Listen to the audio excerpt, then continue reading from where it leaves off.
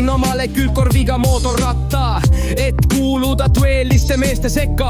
Mõtlesin, et sellega saab naisi võita, käia Jõgevat treffil ja sealt täis peaga sõita. Aga tegelikkus on sitt ja paskuubis, sõiduomad iselt on 0 ja veel miinus.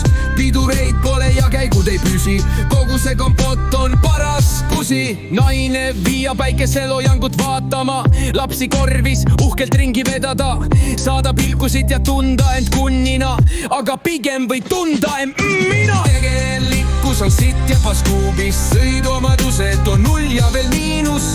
Pidureid pole ja käigud ei püsi, kogu see kompott on paras kusi.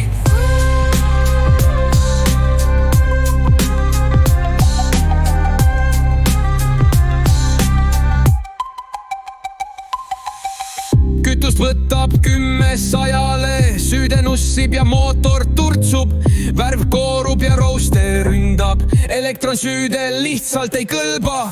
Vahet pole kas Dnepr, Ural või ka 750, kõik on üks sitt, üks paras nutlus, küll ei tööta laadimine või sidur, siis ära kaob süüde ja vahel ka pidur. Aga tegelikkus on sitt ja paskuubis, sõiduomadused on 0 ja veel miinus. Pidureid pole ja käigud ei püsi, kogu see kompott on paras kusi. Maailmal pole ju neid vaja vist, või olen ma ise paras masohist. Kaaskannatajatega räägime ainult remondist, see on üks närvi ja rahakulu huiabella.